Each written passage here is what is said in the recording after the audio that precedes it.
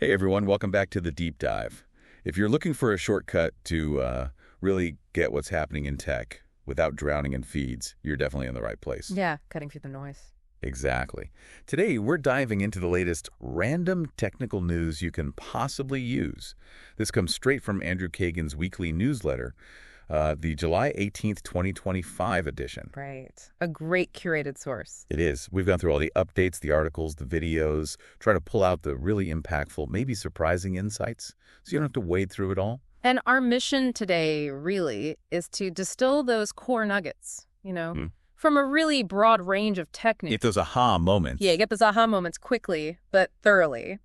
And hopefully without that feeling of information overload. It's about spotting the key trends, understanding the so what behind it all. Precisely. Think of it as a guided tour through the tech edge. Cloud stuff, AI breakthroughs, industry shifts. It's all in there. It's a packed landscape right now. It really is. Okay. Hey, let's unpack this. Starting with, well, where so much happens, Azure. Always a good place to start. The cloud space moves fast. It does, almost light speed. And one headline that immediately caught my eye was, Introducing Deep Research in Azure AI Foundry Agent Service. Ah, yes. That sounds significant. It does. What exactly does this deep research mean for people using Azure AI? Is it a big leap? I think it is, yeah. You're right. It's a significant advancement.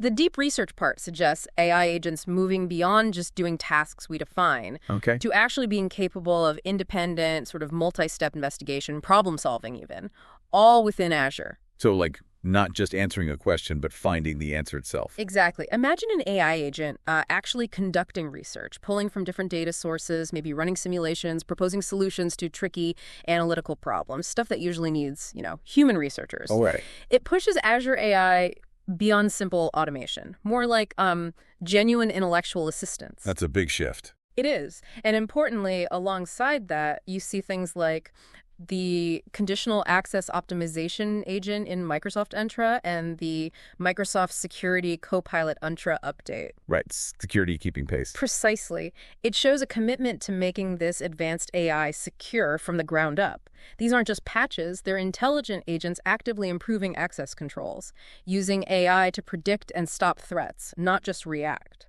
So AI getting smarter and the Azure infrastructure getting proactively safer to handle it? It's that interplay, yeah. Innovation and fortification working together. Makes sense. Okay, let's pivot then.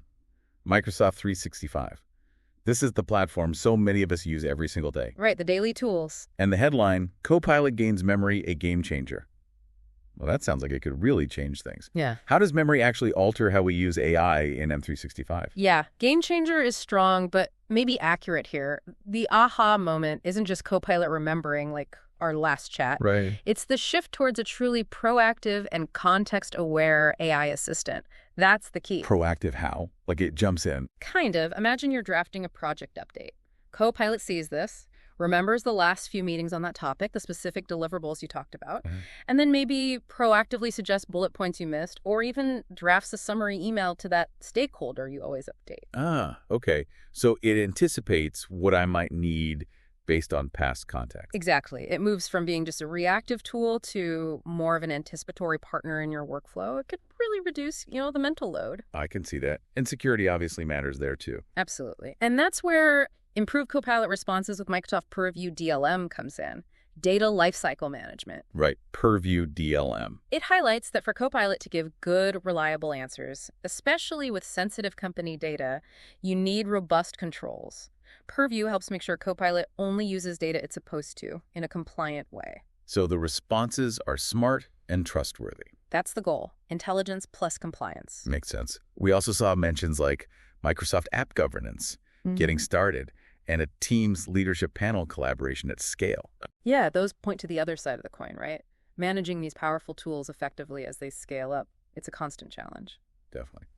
All right, let's move into the Power Platform and Dynamics 365 space. The tools for custom apps and automation. Yep, low code, no code, and beyond. The autonomous agent in Copilot Studio really stood out there. What does autonomous actually mean for these kinds of agents? That's a really critical question, isn't it? About the future of automation. An autonomous agent here implies it can do more than just follow preset workflows. Okay, like what? Like learn, adapt, and make decisions independently to reach a goal. Maybe without constant human checking. So less like a simple bot, more like a digital colleague. That's a good way to put it. One capable of some level of problem solving, it definitely pushes the boundaries of automation. Interesting. And related maybe was the shift from UX first to API first, Power Platform SDKs. Ah, yes. That's also really significant. It signals the platform is maturing. Maturing how? Well, instead of developers primarily building user interfaces, the focus shifts. Now they can embed Power Platform capabilities directly into other apps using APIs. Ah, so deeper integration. Exactly. It unlocks much more complex, deeply integrated solutions, connects Power Platform into the wider enterprise systems, not just living as standalone apps. That API-first approach really does open things up. To make it more concrete, there was a specific example. HR AI Assistant with RAG and SPFX. Right. Now, for listeners, RAG is Retrieval Augmented Generation, SPFX is SharePoint Framework. But why this combo for an HR assistant? What makes it interesting? Well, the really fascinating part is how RAG tackles a huge LLM problem, making stuff up, hallucinations. Which you absolutely cannot have in HR. Precisely. So by using RAG, the HR AI assistant first retrieves accurate, verified info from the company's own HR documents, policy manuals, handbooks, you name it, before it generates an answer. So it grounds the AI in facts. Exactly. Ensures accuracy, ensures trustworthiness, which is obviously crucial for HR questions. And using SPFX just means you can embed this trustworthy AI smoothly into SharePoint where employees already are. Makes it accessible and reliable. Great example. It's a smart combination of tech. Okay, let's shift gears again to the backbone, DevOps, SRE, infrastructure. The engine room. And this next one is, well, it's designed to be provocative. No code is dead. A must-read industry opinion. It's a bold claim. It definitely grabs your attention, and it taps into this ongoing important debate. About no code versus traditional code. Yeah.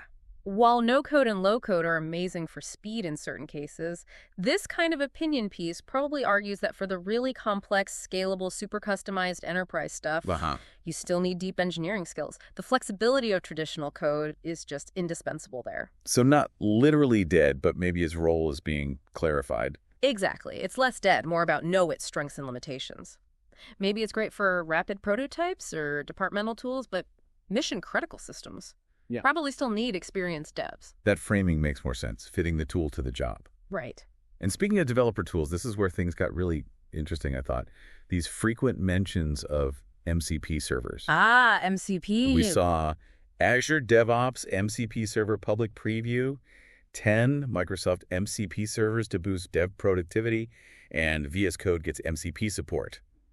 What is MCP? It's a Model Context Protocol, right? But why is it popping up everywhere now? Right, Model Context Protocol. And yeah, it's popping up because it's pretty foundational for building a truly AI-native development environment. AI-native dev environments. Okay. It's not just about AI models getting external data. It's a standardized way for AI, especially LLMs and code assistants like Copilot, to understand and interact with the whole context of your development work. Context like my code, my project files. Exactly. Your code, project files, debug sessions, maybe even your team's coding conventions. MCP provides a standard way for AI models to tap into all that. So different AIs can understand my project without needing custom integrations for each one. Precisely. It abstracts away that complexity. Different AI models can plug in, share info across different tools, VS Code, Azure DevOps, whatever supports MCP. Ah, okay. That's why Copilot for dev workflows can be so integrated. That's a big part of it, yeah. It makes the whole dev environment more intelligent, more predictive, because the AI truly understands what you're doing. That sounds like a genuine game changer for developer productivity, understanding the intent. It really could be. Okay, now let's dive into the incredibly fast world of data, analytics, and AI itself. Buckle up. Right. The headline, Grok 4, smarter than ever, definitely stands out. What's the story with Grok 4? What makes it smarter, and what does it signal about LLMs generally? Yeah, Grok 4 really just highlights the relentless pace, doesn't it? Almost exponential progress in large language models. Seems like it. Smarter than ever usually points to things like improved reasoning, handling tricky prompts better, maybe fewer hallucinations or making things up. So more reliable, more useful. That's the direction, pushing the boundaries of what these models can understand and generate accurately. And if we connect this to the bigger picture, we also saw future of AI agent communication with ACP. ACP. Agent-to-agent protocol. Right, A2A or ACP. This is super interesting. It's about enabling different AI agents, maybe built by different companies on different platforms, to actually talk to each other, to collaborate. Whoa, like team up. Exactly. Imagine multiple specialized AIs working together on a problem that's too big for any single one. That's the future this protocol is aiming for. Collaborative AI systems. That opens up some fascinating possibilities. And just reflecting the diversity, we also saw Top 5 Open Source AI Agent Frameworks 2025 and Fabric Tech Talk mirroring in Fabric. Yeah, the whole ecosystem is just exploding with tools and techniques right now. Open source, proprietary, platform services. It's everywhere. Okay, let's shift to a pillar that underpins everything. Security, compliance, and privacy. Absolutely critical, non-negotiable. Staying vigilant is key. Two things jumped out. The Malware in DNS Domain Tools report and quantum threats, how to prepare. What's the takeaway for listeners on these? The Malware in DNS report is important because it shows attackers aren't just hitting apps or user machines anymore. They're abusing the internet's fundamental plumbing, the domain name system. Things like DNS tunneling to sneak data out covertly, or messing with DNS records to send users to fake sites. It's often harder to spot than traditional malware. So we need vigilance right down at the infrastructure level. Exactly, every layer of the stack. And then quantum threats. This is about looking ahead. To when quantum computers might break current encryption. Right. While that's still some years off for most current encryption, the potential impact is huge. So organizations need to start thinking about crypto agility now. Crypto agility. Meaning being able to swap out encryption algorithms relatively quickly when needed. You can't wait until the threat is immediate. It's about future-proofing security. So defend today, but prepare for tomorrow's threats too. Which ties back to why we keep seeing Security Copilot and conditional access updates mentioned everywhere. Exactly. They're foundational tools for building that robust, adaptable security posture needed now and for the future. Makes sense. Now, let's turn to personal and professional growth, learning and certifications. Always important in this field. We saw headlines like Building AI Security Full Tutorial and AI and ML for Everyone. What strikes you about tech education right now? What's really striking is the focus on practical, hands-on learning, especially in these critical new areas like AI security. It's not just theory anymore. Not at all. It's about how to secure AI, how to use it ethically, robustly. These tutorials offer clear, actionable paths to build those skills. So continuous learning is just essential. Absolutely essential, not just nice to have. The pace of change means you have to keep reskilling and upskilling just to stay current, let alone get ahead. And it's not just technical skills, right? Yeah. We saw Copilot versus D365, licensing and adoption. Right. That highlights the crucial business side, the practical challenges, the strategic thinking needed to actually roll out powerful tech like Copilot into big systems like Dynamics 365 effectively. It's tech and strategy. Good point. Okay, finally, let's zoom out to the broader industry news and trends. The macro view. The big picture shifts. We saw Microsoft removes high-privilege access to strengthen M365 security, and also Microsoft named a leader in Zero Trust Forrester 2025. What's the big signal here? Well, connecting those dots, it strongly signals this industry-wide shift towards more robust, proactive security models, specifically Zero Trust. The never trust, always verify model. Exactly. Assume no user or device is safe by default, inside or outside the network. Constant verification. Microsoft shipping back high privilege access and getting recognized for Zero Trust shows how major players are fundamentally rethinking security architecture. Moving beyond just patching holes. Right. It's a proactive posture, not just reactive. It's about meeting sophisticated threats head on. That Zero Trust shift feels really significant. Yeah. And looking even wider at the AI landscape, wow, the competition is intense. Oh, yeah. Fierce. You saw Amazon launches Kiro, Claude-powered rival, and Moonshot, AI's Kimi K2 trillion parameter MoE model. Huge model. And MoE, that's a mixture of experts, right? Using specialized networks within the big model. Correct. It's a technique to make these massive models more efficient, focusing compute power where needed for a task. So what does this intense competition Kiro, Kimi K2, Grok 4 mean for AI's future? What's truly fascinating is just the sheer speed and scale of innovation. Kiro leveraging Claude, Kimi K2, with its trillion parameters, and MoE. It shows this relentless race to build bigger, more capable, and often more specialized LLMs. Specialized is key there. I think so. It's not just about size.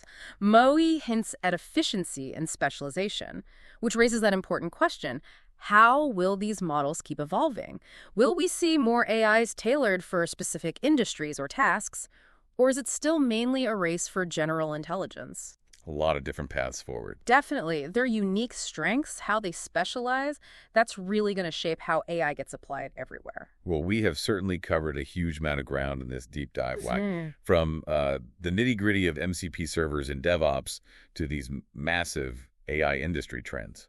Yeah, it really was a tour across the landscape, hopefully comprehensive, but still, digestible. Thank you so. In this kind of deep dive, it really just highlights that knowledge is most valuable when it's not just collected, but actually understood and applied. Right, and making sense of it all. Yeah. And there's always more to learn. Considering different angles, different news items together, that's what really enriches understanding, encourages that critical thinking we all need. Absolutely. So as you, our listener, process all of this, maybe think about this. What one piece of news from today's deep dive really sparked your curiosity the most? And how might that single piece shift your perspective, even just a little, on where the tech landscape is heading? Good question to ponder.